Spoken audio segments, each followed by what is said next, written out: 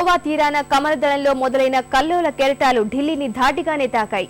మోడీకి ప్రచార సారథిగా పట్టం కట్టడం ఇష్టం లేని భాజపా పెద్ద దిక్కు అద్వానీ ఆగ్రహించారు.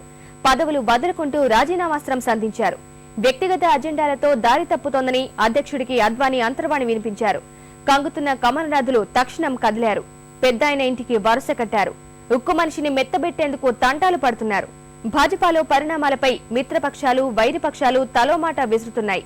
జేడీయూ ఏకంగా ఎన్డీఏలో కొనసాగడంపై అనుమానాలు రేపి భవిష్యత్ చిత్రాన్ని కళ్ల ముందుంచింది.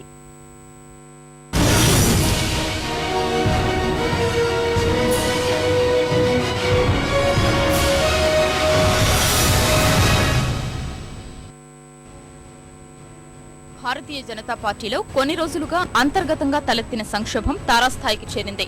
ఏకాభిప్రాయం ప్రకారమే మోడీ ఎంపిక జరిగిందని అధ్యక్షుడు రాజ్నాథ్ సింగ్ ప్రకటించిన 24 గంటల్లోపే పెద్ద దిక్కు లాల్ కిషన్ అద్వానీ పార్టీ పదవులకు రాజీనామాస్త్రం సంధించారు. తన మాట కాదని ఎన్నికల కమిటీ చైర్మన్ గా గుజరాత్ ముఖ్యమంత్రి నరేంద్ర మోడీని పార్టీ ఎంపిక చేయడంపై గుర్రుగా ఉన్న వృద్ధనేత అమీతుమీ తేల్చుకునేందుకే సిద్ధమయ్యారు.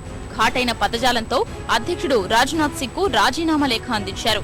జనసంఘ్ భాజపాల్లో తన రాజకీయ జీవితమంతా గొప్ప సంతృప్తితో సాగిందని, కొంతకాలంగా పార్టీ పనితీరు, పార్టీ నడుస్తున్న దిశ, జరుగుతున్న పరిణామాల్ని తాను జీర్ణించుకోలేకపోతున్నానని లేఖలో తెలిపారు.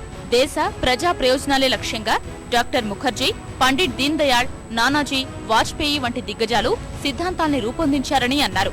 ఆ నిబద్ధతతో పార్టీ ఎక్కువ కాలం కొనసాగే అవకాశాలు కనిపించడం లేదన్నారు అద్వానీ. పార్టీలోని చాలా మంది నాయకులు వ్యక్తిగత ఎజెండాలతో పనిచేస్తున్నారని ఆరోపించిన అగ్రనేత ఈ పరిణామాలన్నింటినీ పరిశీలించిన తరువాత పార్టీలోని 3 కీలక సంఘాలైన జాతీయ కార్యవర్గం, పార్లమెంటరీ బోర్డు, ఎన్నికల కమిటీలకు రాజీనామా చేయాలని నిర్ణయించుకున్నారని తెలిపారు. గోవాలో జరిగిన కార్యవర్గ సమావేశాలకు తాను గైర్హాజరైన విషయంలో ఆయన ఎలాంటి వ్యాఖ్యలు చేయలేదు.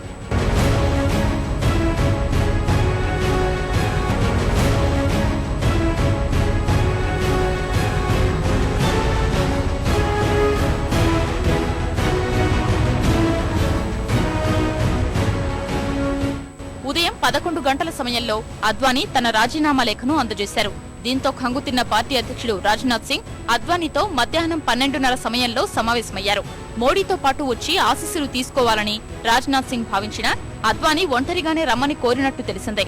ఎన్నికల కమిటీ అధ్యక్షుడిగా మోడీని ఎంపిక చేయడంపై అద్వానీ ఆగ్రహం వ్యక్తం చేశారు. పార్టీ పదవులకు రాజీనామా చేసిన భాజపా పార్లమెంటరీ పార్టీ అధ్యక్షుడిగా, ఎన్డీఏ అధ్యక్షుడిగా అద్వానీ కొనసాగాలని నిర్ణయించుకున్నట్లు సమాచారం.